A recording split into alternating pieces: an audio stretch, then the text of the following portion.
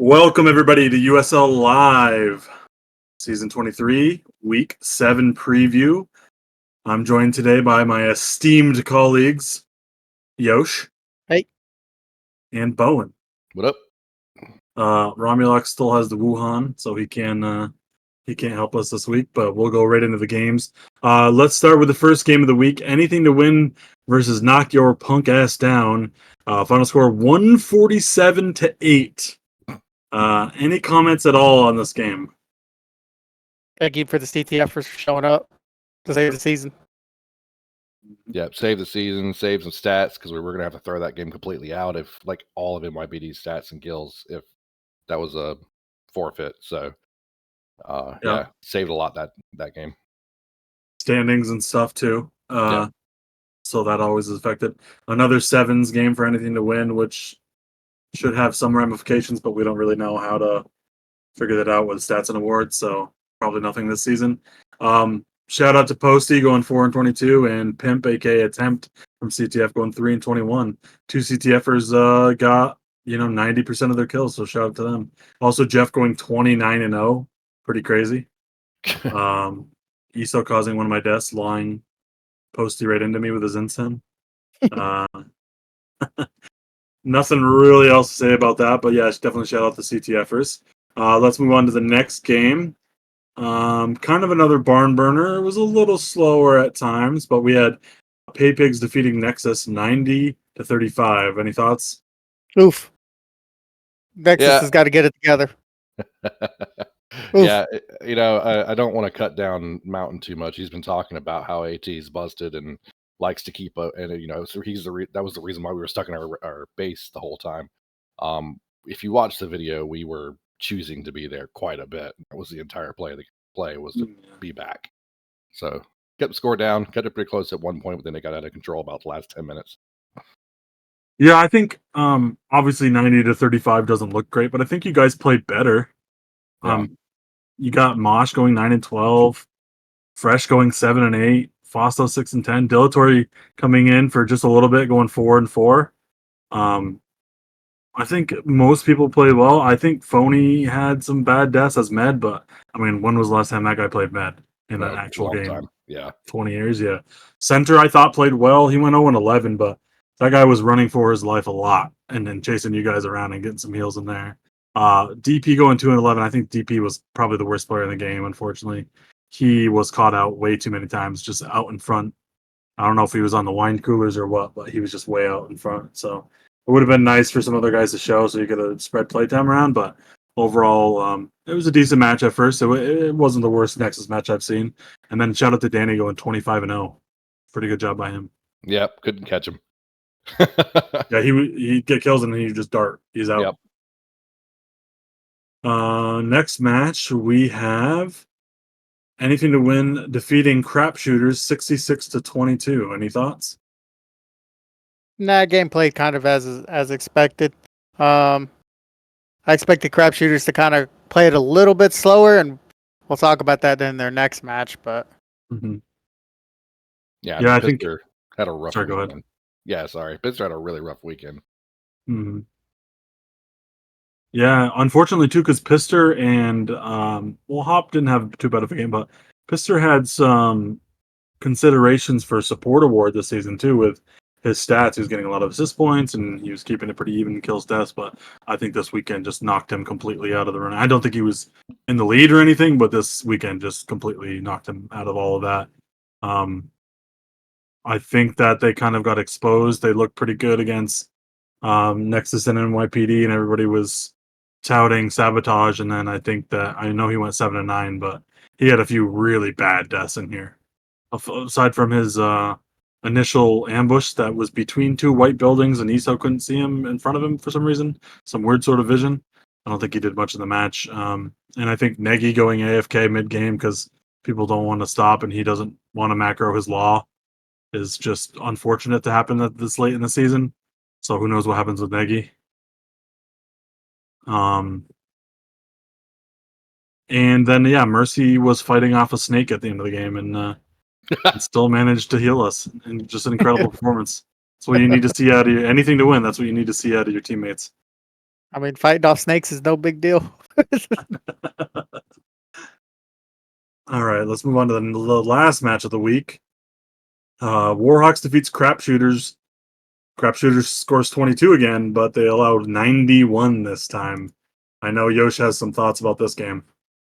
So I don't know what the hell they were doing. They looked lost. The roster things was weird. Like they played a certain lineup versus us, and they played like a certain lineup versus Warhawks, and it's like a complete downgrade. Like you benched Hop for Uni and Pandy, who have been underperforming this whole season. Like Pandy is literally trolling. I know he used to be a great Marine in the past, but he's not it anymore. Pister, it's time to hang it up on Pandy. Like I understand, like, but he's consistently been their worst performing Marine. So I don't know what he's got to do to kind of figure it out. But benching Hop was probably a big mistake. Shouldn't have done that. And it might be time to call back up Chica and see what see what she's doing, because when you have meds that aren't willing to get laws for Marines, and I think the quote was "Get your own damn law" or something of that nature. I think is what it was. Something like that, yeah. Yeah, something along those words. Amazing. I love Pister. I hope he gets it together, and next season he recruits a less colorful cast of characters. Yeah. Any thoughts, Bowen? Silver lining. I mean, Flash had like 10K heals, over 10K heals on the night. Like he went Yep. crazy. So yeah, beyond that, not a lot. I just noticed Uni had 27 assist points that game. Like that's insane how hard of a time he had in that game. Yeah. Well, and I think Yosh is right too. I think overall Hop has been their best Marine. I know Sab had a couple better games versus stat pad squads, but I mean he went 2-10 in this game. I don't Yeah. think Hop goes 2-10 in this game. I mean, I guess Uni goes 2-12. Hop's replacement. Hop doesn't go 2-12 in this game. I just don't see it. I think Hop's been their best player. I think it's time to hang up on Pandy as well. There is a mailbag question that we can a little bit diver into those two players and maybe some more at the end of the show. But yeah, I agree. And also just like Pisser held it together quite well against anything to win at the beginning. And it seems like right from the beginning against Warhawks, they were just running it down mid. They didn't set up any like vision bug plays. They didn't. I don't know because if it's because Warhawks watched the first game or what, but they didn't look like they were interested in really trying that hard. Maybe it's just a morale thing after getting beat by 40 against us. I'm not sure, but it definitely didn't look like they tried as hard against Warhawks. I mean, the one thing that I do have to say in their defense, though, like they literally played the two top squads back to back, Tough. and both being away. And on Like, Kaiser Pass. okay, yeah, that sucks. No matter how you look at it, um, like, and especially as a leader, playing us and then playing Warhawks, we're two totally different teams on how we play the game, right? One of us spreads out a lot more, and the other is just super good at punishing people's mistakes. And maybe that's a little bit taxing on his. Maybe he tried to approach both games the same, and we saw the results of that. But it did look like they just gave up. That's a good point too about different play styles, having to lead against two different play styles. I know happened to Deadweight season 21 on Kaiser Pass week 1, and it was the same. We just got blown out by whatever soft squad was, and then whatever Dave squad's name was. So I definitely feel the pain of Pisser in this. Definitely not a great, and then coming down to the playoffs around the corner, definitely not a great way to come to the end of the season. Anything else on that before we move to next week? Nah. No, I'm good. Okay, next week we only have 3 games. The next 2 weeks we only have 3 games, so that'll be nice. Yeah. No more double headers, nothing like that. Easier on the refs, easier on the commentators. So first game is Pay Pigs at NYPD, 8:45 p.m. And remember, week 7 is on Urban Decay. Any thoughts on this game? Should be a good game. I mean, Pay Pigs are going to do what they do, I expect them to win. Like, Yeah, I hope so. I Yeah, mean, I'm thinking I, Mountain leads and just pushes through again like they did last time. I mean, yeah, What do you got for a spread? plus 85. Yeah, I was 85. gonna say 90. Yeah, that sounds about right. Like, Yeah, it's gonna be up I'm, there. I'm just hoping NYPD shows. Like, that's not my only fear is the fact that they almost fell apart. this Well, season. like Septicemi's just gone, I guess. Hasn't played the past 2 weeks.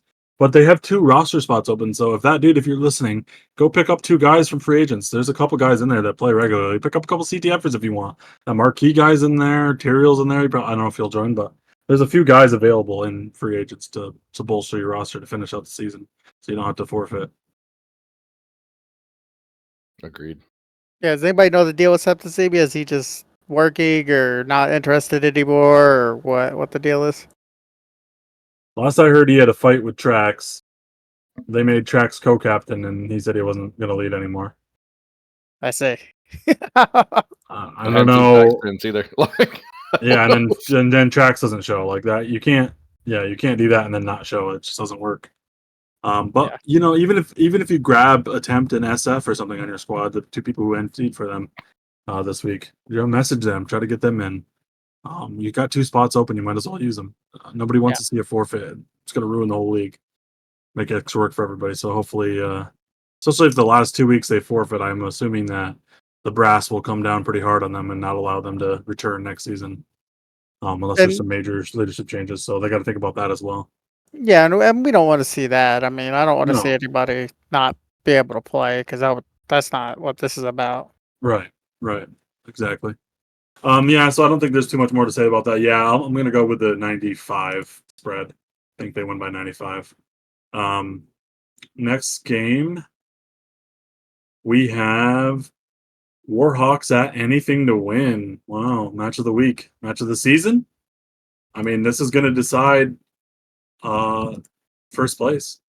Yeah, I mean, this is kind of what it's all boiled down to. I think, let me look at the site real quick. I think we are up on Warhawks like 30 kills or something Yeah, silly something like like that. that. 27, 30, something like that. Yeah, it's actually just straight up 30. Yeah. So if you look at ratings, they're the number 1 seed at 96.5, and we're the second seed at 96.7. So if we win this game, we have a good chance of taking first. Obviously, if Warhawks gets it, then they're the first seed, and we'll see how the game plays out. Should be fun. It's on Urban Decay too, which is kind of Yeah. weird. that's Yeah, That's that's what I was going to throw in. It's also on Urban Decay, so yeah. that's a huge. This map is a huge factor in this game, I think. Yeah, I Um, mean, neither squad have really played on this map too much. I know Yeah. my personal experience is kind of low, which makes it a little bit more fun. Good thing is we have home, so that's always cool. Yeah, should be a good fun match. Yeah, Champ Game was on this map last year. Yeah, Yeah, and that was the first Um, time that was the iteration of this map was even used, wasn't it? So I mean, I think it's only been played on once. Well, they put regular season too, but yeah. I thought there was some minor changes even like during the season leading up to the champ game. Oh yeah, I think you're right. Yeah, I don't think it Yeah. was too major, but yeah, I think the top one of the top buildings maybe, some vision Gotcha. stuff. I think nothing too major, but yeah, I mean it was changed quite a bit in the off season too. So glad to see it up and everybody get to play on it. Yeah, I mean this is going to be an interesting one. I don't even know if I have a prediction. I think I'll have a prediction once I know who's showing for each team. Because I think we might have one or two people out. I know that Soul may or may not show, so it's hard to tell with him. He played a lot better as Marine than he did as Ripper, even though I still hold that he played good in his 2-8 game as Ripper. So it's going to be an interesting game. I'm not going to call it yet. I'm going to call anything to win. I don't know how close it's going to be though.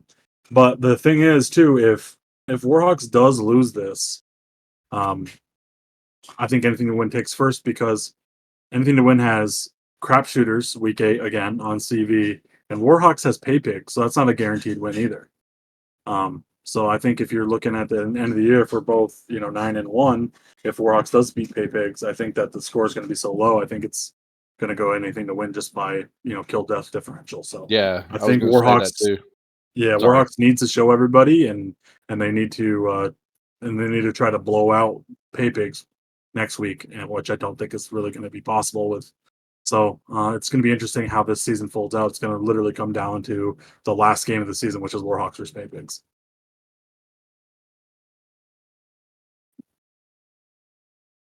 Any more thoughts on that one? No, it's gonna be fun. Okay, and then the last game of the week, 10:15. Wow, early end. I can watch Thrones early this week. Nexus or Crap Shooters at Nexus. Any thoughts on this game? So I think this is Crap Shooter's rebound game. Sorry to Nexus. I hope you guys show up and do your thing, but I expect Pister to be hungry out for revenge, and I think this is going to be a good 40 to 50 kill lead. Yeah, I mean, I think our big piece here is to come out and play a lot better than we did the first time we played Crap Shooters. We played terrible the last time we played them. And I think I've called this kind of our redemption game. Will we beat them? We can if we actually play the game, but we have not done that most of the season. We just can't get our guys together to kill things. So, I mean, we'll see how it goes. It's gonna be a fun game. This one and next week are going to be a week after are going to be our better chances to kind of make some sort of impact ourselves, at least show why we're here. But yeah, it's always good to end the season on a good note. So I don't think you guys will win, but it'll be interesting to see, what the kind of final score is going to be, or at least how you play in the game. I'm not really even interested in final score. If you guys play a good 15 minutes, I think that's a win for everybody in your squad. Yeah, last game was week 3, which seems forever ago. You lost 70-13 on KS10. What happened to Spoils, by the way? Where'd he go? He's been on vacation. He had some work stuff. He's got a weird work schedule, so Spoils is kind of hit or miss anyway. I didn't realize he was going to be gone quite as long as he has been this season. Yeah, he says he's going to be around, but I hope he'd be huge for you guys in the past couple of weeks too, and maybe even the last few weeks. So hopefully he gets in there and was able to get some kills, because I think he was playing like one of your better players when he wasn't. Yep. So it'd be interesting to reintroduce him into the lineup. If Spoils mentioned that he's back now. Breaking news from Mosh. There you go. It'd be good to see him on this week and get him some PT hopefully and see what he can do. Yep, I have a couple guys who I know aren't showing up this weekend, so I'm leaning on people like Spoils possibly to really give us a big boost. So yeah, that'll be nice. Okay, well, that's the preview for the week. A couple reminders before we go into the mailbag and some other discussions. Crimson Valley is up already, so don't feel like you need to SB on Urban Decay. Obviously, pick whatever one you want, but they wanted to give you 2 weeks of Crimson Valley since there was a decent amount of changes and not everybody played on it because it was on the off season, and that will be the week 8 map. So that was a reminder. I don't think I had anything else aside from that. But let's go into the mailbag questions. Bowen, you mentioned that you had a few? yeah, I got one from well, it's a two-parter from one person. So Okay. The player brings up rule 7.7. The player may only cross enemy's baseline for angle or ammo, yada yada yada. So it's the recrossing baseline piece. Yeah. So the question is, why do teams get to escape into the enemy baselines once they cross to fight? If you cross into baseline and come out the other side for an angle, you shouldn't be allowed to re-enter that baseline in order to fall for cover. So that's the first part of the question. I kind of tend to agree with that. I don't think you should be able to pop in and out of baseline. I personally, and I don't know how to write this, which is also maybe why that it's not written, because the verbiage might be weird on it.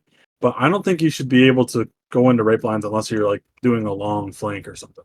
You shouldn't be able to like pop in to avoid, getting shot after you've already been in battle. I know that's been talked about before too. People recrossing rape lines after already being in battle, because then you're not really getting an angle. I don't remember what the end conversation was on that, but most people seem to agree that it definitely is not kind of in the spirit of the rule that you can enter and back into rape lines after you've already been in a fight. So I would like to see something that rules that out as well. Once you've already been in the enemy's baseline, you can't re-enter it. Yeah, I mean, it's kind of, I don't really know how you write this. I kind of tend to agree with it. You really shouldn't be able to do that. Yeah.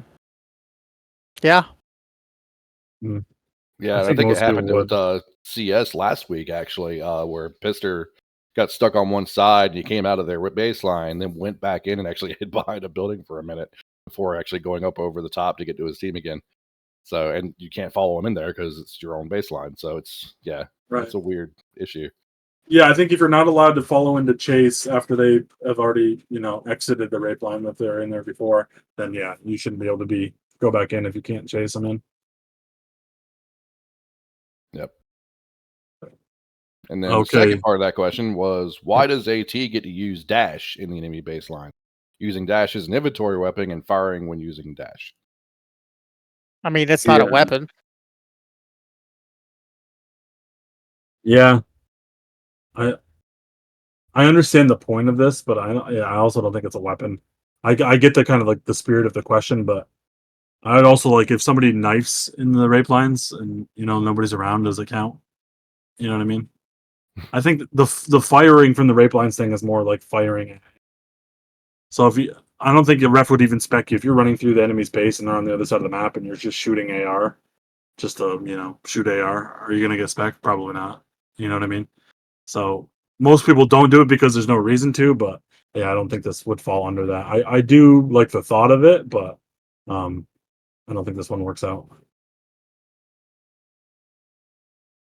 Yeah, and honestly, I think fixing the first issue fixes a lot of any issues with the dash happening in the baseline anyway. Yeah, agreed. So, definitely. Yeah. Okay, did you have another one too, or just that one? Nope, just those. Okay, my first one, we'll go right into it. Should Bax be able to run a squad next season? Given how many times Bax has been banned and how much of a nuisance he's been when he has been a squad leader, should we be allowing Bax to be a squad leader again? So I could see where whoever asked the question is coming from, but at the same point in time, if he hasn't done anything, you really can't prevent him from doing it. Like, that's just what it is. Until he proves himself not to be a capable captain, I think you have to let him do it. And then he can recruit and do whatever he wants to do. I said this on the match last week, but I don't think he should have been banned for the crap shooter's most important week. Reason being is he didn't hurt anybody other than his own team, which is the people that recruited him. Right? Banning him in the preseason for specking all during SB or whatever, that hurt, people other than his team. So I think that's kind of where at least I look at it on that one. I think it sucked for crap shooters. I think it sucked for him because they could have definitely used him last weekend. So I think, if he hasn't done anything wrong, you let him be captain. Yeah, I bounced around a little bit on this one. I like Bax as a person, like in voice, even in game, he is a menace. But it's hard to justify like not letting someone go be a captain, especially considering the game is really struggling right now in the skirmish side of the world. And finding captains, especially, is just difficult to do. That said, he's done. Like, even if he wasn't banned this week, I don't think he would have played because judging by his conversation, he's just done with CS. Like, he was so pissed that he got specced when he was 2-2 in a Smash game that he went nuts and gave out and spammed the CS's actual chat. Got silenced, and then for being a nuisance, as Foster mentioned, he got banned for a week. There's a lot of reasons as to why he could or could not be, and I can kind of see both sides and not really care either way. But as a staff member, it can be a little bit of a pain in the ass dealing with it. Yeah, I mean, because it's Bax and his long jaded history, I think that it does need to be a conversation. I don't know which side I lie on it yet. I haven't really thought about it too much, aside from the 20 minutes ago when it was asked. He is active. He gets people to join some stuff. So I think that's a good part of the league. But then just his general shithousery in the captain's chat and always asking for appeals and, basically holding the league hostage with just his nefarious ways. I could see why they wouldn't allow him to be captain just because of his last couple seasons that he was. So I kind of go either way on this. I do think that it would be help the league to have him as a captain, but I also don't think it hurts the league for him to not be captain because most of the guys that were on Hellcats. Well, you saw Hellcats survive without him. You saw basically all of but two of the backs loyalists join different squads. And we end up with 6 squads anyway. So if we end up with 6 squads anyways, do we really need backs for a 7th squad that's just gonna cause drama for the referees and admins all season? I don't know. So I don't know. I'll leave that up to the powers that be to decide. But those are kind of my 2 cents on that. Plus a question, like, how many bridges has he burned to the point where he can even Right. get 14 people on a squad? Right. Like, I don't know. Yeah, he's going to show up and have 7s, and next season's going to be 8 default, forfeit week 1. Like, you know what I mean? It's just. Yeah. So that's definitely a question we need to maybe it's something that we need to see if you can build a squad first. If you could get 14 people to join, we'll allow you, something like that. But maybe we don't allow you to register with 8 people, something like that. I'm not sure what they're gonna do, but like I said, I'll leave that up to them. Next question. This one's about Pister. Does Pister need to grow some cojones as a leader?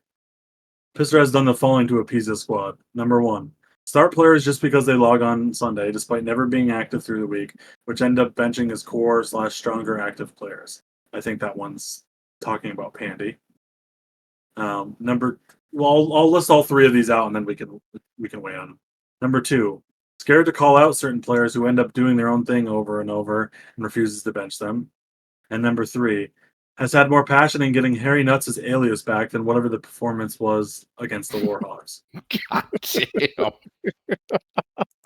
This is the mailbag questions we need. I love these. So, 1, I think it's talking about Pandy, starting players that are only active on Sundays, and I think that needs to stop. Like, I don't think you can ever have Hop out of the game. I think give up on Pandy. He's not active anyways. He'll be fine. He'll join a different squad next season. You'll be good to go. And then I don't know who else this would be referring to. I think it's mostly targeted at Pandy, but Yosh kind of already covered the Pandy experiment. The number 2, scared to call out certain players who end up doing their own thing over and over. Who do you think that's talking about?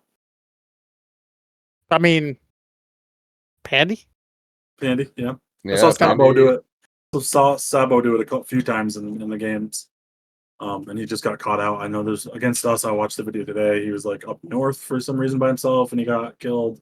One time he was like outside the octagon, and he got killed. So might be talking about Sabo too, but I think this is largely regarding Pandy as well. I mean, I kind of see where Pister's at though.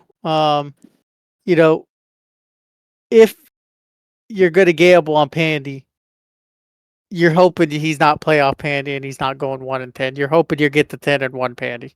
Yeah. But is that realistic anymore? When was the last time we saw a 10-1 Pandy? That I don't know. Like Yeah. that's one of those things. I mean, he only logs on Sunday to play and just to troll around. Right? So, that's, and then the second part of that, it kind of goes, well, he needs to recruit people. And, him doing it his first season, he's done a lot of good things. I think he's got a pretty good stable core and, just kind of needs to iron out some of the kinks, like every squad leader has gone through it. You went through it, Mecca, I've gone through it, Bowen's probably going through it right now. Sometimes you gamble on somebody thinking they're going to be good and, they're not. And it's just time to move on from them. Yep. So, one more question about crap shooters while we're at it. Just came in hot through the press. Who is the worst player on crap shooters? Is it -0 or Uni 2K? I would say neither one of those guys. Is there somebody worse? Oh yeah. I mean, the worst person on that team is Pandy. Yeah. Yeah, I mean, Uni's definitely had some really bad weeks where he was the worst one, but like overall, it's been Pandy.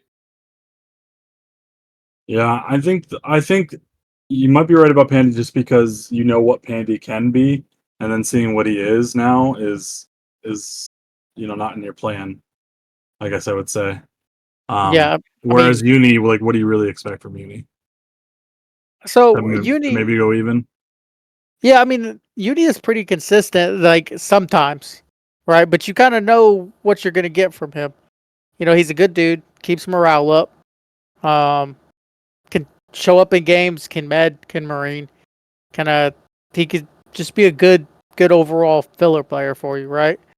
You recruit Pandy and you expect him to be better than 14 and 31. You Yeah, know, if I'm Pister, I'm like, what the hell is going on? Like, I like he's like, I need you to not be trash. I just, So the thing I would say about that too, though, is like obviously Pandy has not played well, but Pandy's played in a lot of the Pandy games are versus playoff squads. If you look at anybody with good stats on crapshooters versus playoff squads, they're all real bad, like really, really bad. So yeah, I mean, obviously going 3-15 versus Warhawks is not acceptable, but like when you see what did Sabo go 2-10, like is that much better? So I just think there's just been disappointing all around, but I would have to agree with that. yeah. I mean, on that kind of topic, like it's hard to say because I see the games and it looks like Pandy's doing the right things sometimes, but he just doesn't have a team around him to be able to support it. Mhm. Right? I've seen that in multiple games that they've played where he's getting the right angle or he's doing something right and his team just doesn't back him up. Yeah, Right? So not all of it is attributed to Pandy, but maybe he doesn't work in that type of style and the type of play that Pister wants to play in. It's You valid. know? Like, but if you put Pandy on like Warhawks, I think he would shine on that team. Right? He fits what they want to do. Um, he's yeah. aggressive. You say Uh, that, but when Pandy has been on good squads lately, he's done the same thing. well, what good squad has Pandy been on? What was it, like 2 seasons ago? He's on One Love. Yeah, one love wasn't good though. Let's be honest. I mean, they were the second seed. Yeah, but they weren't good. All right, yeah. Um, yeah, well, yeah, One Love. He had a pretty good season on One Love, but I do agree with you though. Like, I think the ship on Pandy has sailed, unfortunately. Yeah, he had a good season on Case Crew too, as well. But and you're right about that. Like, he definitely better suited to his play style. I just think overall, I just don't think he's nearly what you expect out of him anymore. So even when the play style matches, I still think he's like, nah. Like, I think of it in fantasy terms. Like, would you pay 90 for Pandy on Warhawks? Probably still not, right? No, Would you pay 80? Eh, no, 70? Probably. You probably. know what I mean? So like that's kind of where I think of it as far as like fantasy terms. So um but maybe Pandy can refocus someday and get ER back in the game because he went MIA randomly again for a season and maybe they can join up and do something with Man U or get Darth back or something. Relive the glory days. Um and then do I have one more? Oh yeah, I have one more. This one's about DP. Oh Oh no. Lord. Just a reminder. Uh Everybody remember to type in !account info when they log in the game today and make sure there's no aliases stolen. Does anybody have any missing aliases from their account? Please report it to Ace. Just So, a mailbag reminder from okay. Anonymous. So can I get my alias Kaga back? Is that Hey, ask Ace. You have to visit the tribunal. That's all the mailbag questions I had. Neither of you have any more, right? Nothing here. nah? Yeah, reminder about CV being up. It's up for 2 weeks. Go play on it. Try to SB on that if you want practice on it. You'll have all next week too as well, so no rush. But with that, we'd give you the option. And then I'm gonna send MP a video from Metal, aka Sinage, aka Medic, that he created for new players. So if you see a new player and they're asking about videos, there's gonna be one up on the USL Live video here. Uh, Probably whenever this one goes up. Oh, cool. Other than that, anybody have anything else? Nah. Should be a Nah. good week of games. I mean, nice chill week of only 3 games. You Yeah. know, not 4 like we normally have, which is a pretty good thing. Mhm. You know, hopefully it's a good weekend, and we'll see what happens. Yep, agreed. All right, well, that's it for us. That concludes USL Live Season 23, Week 7. We'll see you out there on the field. Get better, Rom.